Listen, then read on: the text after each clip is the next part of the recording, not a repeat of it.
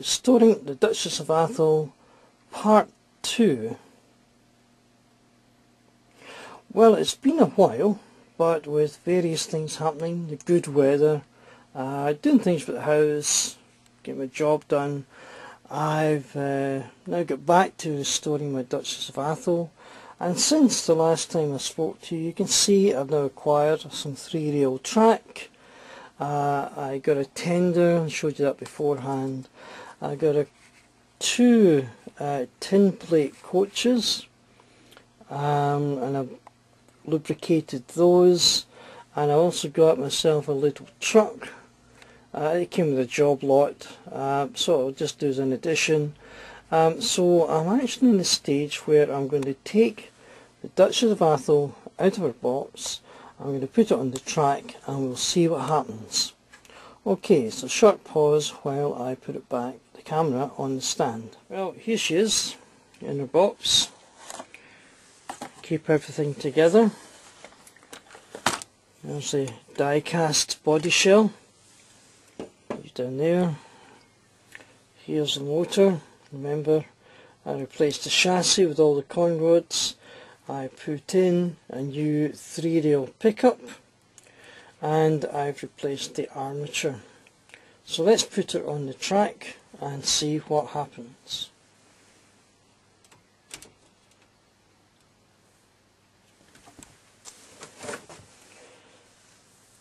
Well, there she is waiting.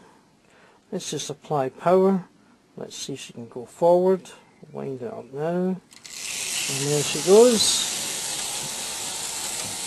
Just got a nice simple loop. And here she goes. That looks pretty good to me. She is a goer. I think I'm now ready to reassemble her. Bring her back to full relay. Bring it around one more time, we'll try it in the opposite direction. There she goes, and let's stick it down there. In the other direction, quite smooth in both ways.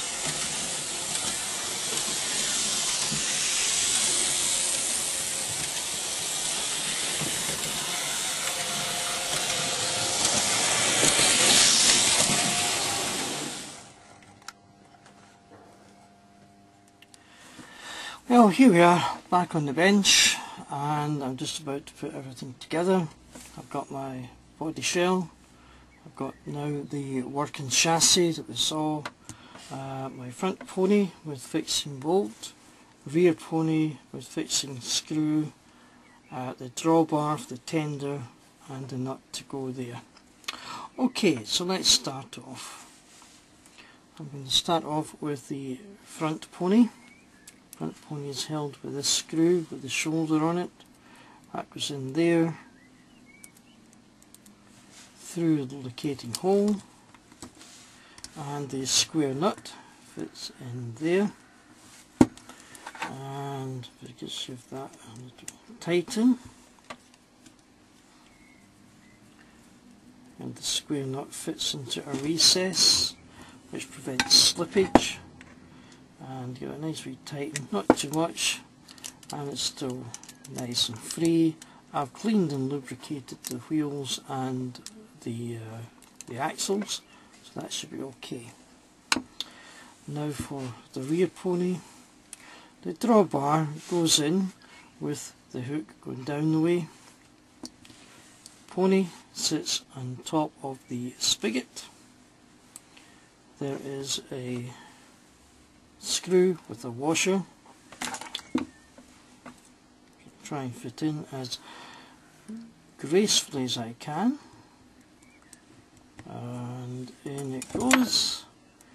It's into a threaded hole, and when I give it a wee bit of tighten, that should allow the freedom for the pony and for the drawbar.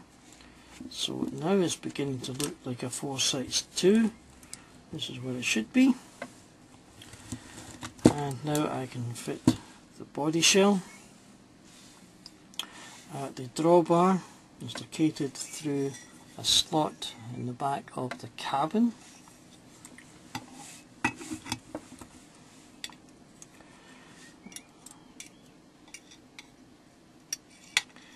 And two little notches on the main chassis fit into the back of the cab. And if you put them both aligned, then that should fit in there and sit down nicely, he said. What's happening here? Not fitting in very well. It did in rehearsal. In there, in there, in it goes. And that's it, now beginning to look like the Duchess of Atholl. And I realised as I was building this up that I'm actually missing the screw that holds the body onto the chassis. So until I can get a replacement, probably from M-Trains, they seem to have all these things, I'm just going to be very careful how I handle it. And what I'd like to do now is take this back to the track, fit the tender, and watch it look like a proper Duchess of Atholl. So give me a few seconds and get that set up. That looks good. And let's see if we can get to pull it away. Come on. Yeah, there we go. There we go.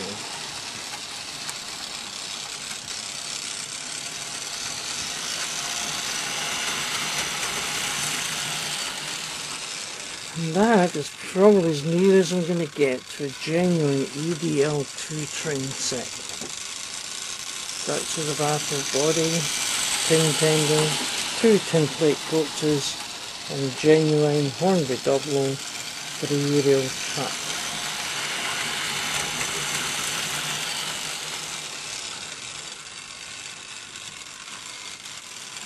Struggling with that far corner with the track. And look at it.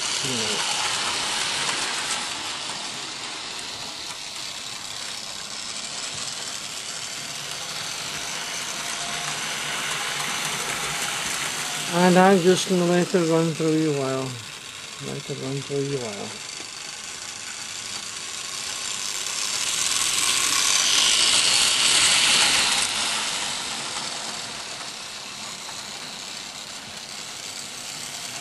And away she goes.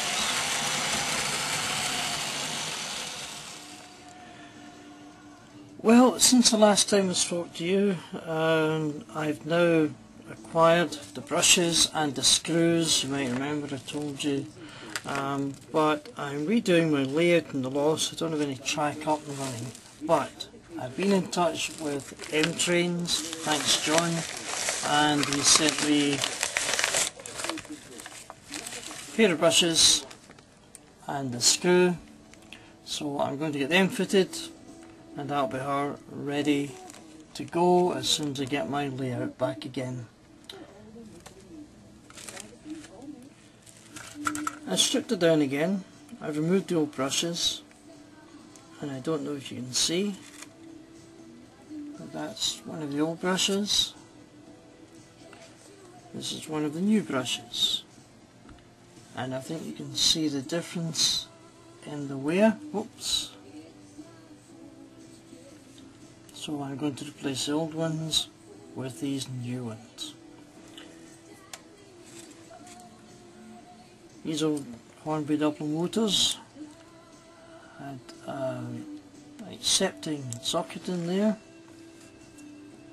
tension spring, that's just a compression spring, silly me, which is then held in place with a little stud at this end, because this connects direct to the chassis, so this will be the negative.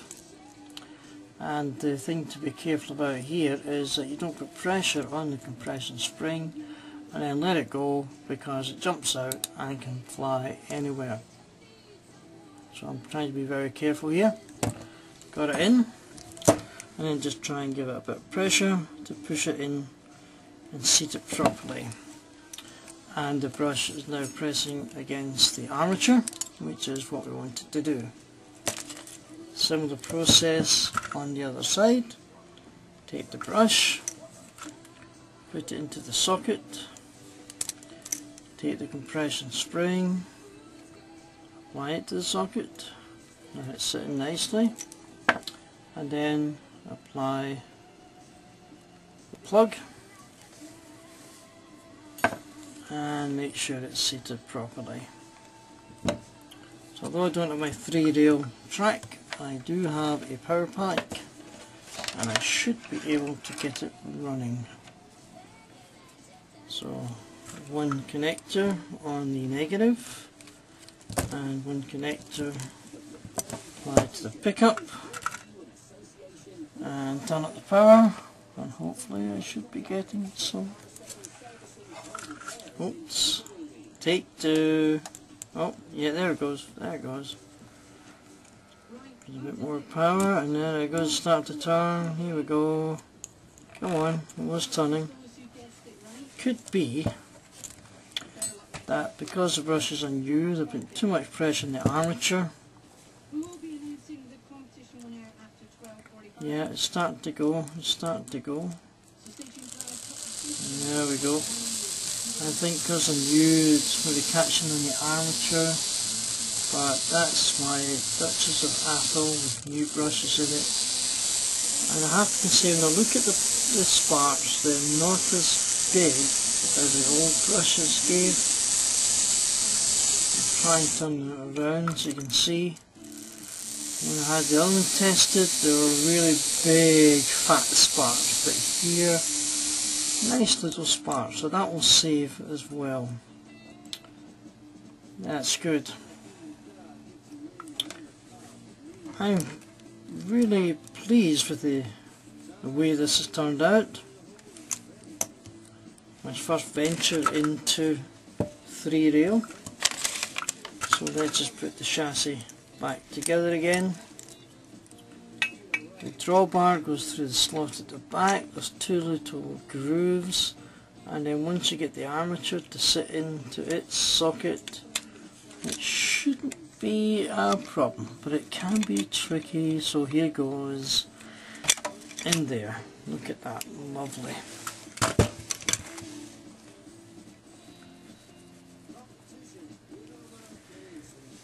The nut sits in from above and engages there, so that the bolt fits in from above. The nut goes onto the other end. Because the nut is a square end and sits properly, I won't have to worry about it turning. That's it there, and now I can tighten the nut. And that is my Duchess of Atholl, just about complete.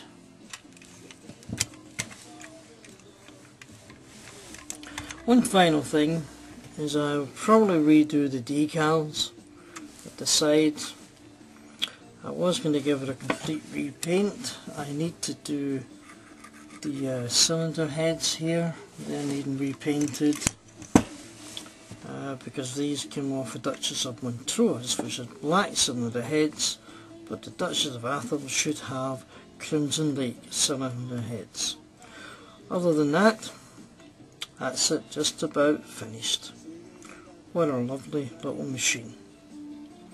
Thank you for watching my restoration video on the Duchess of Atholl, running number 6231. Maybe someday I'll put another video on YouTube showing her running with all her finery. What am I going to do with her? That's a good question, because I like her so much, but I can't afford to keep her. You'll probably see her being advertised on one of these online auction sites. Beautiful. Thank you. Bye.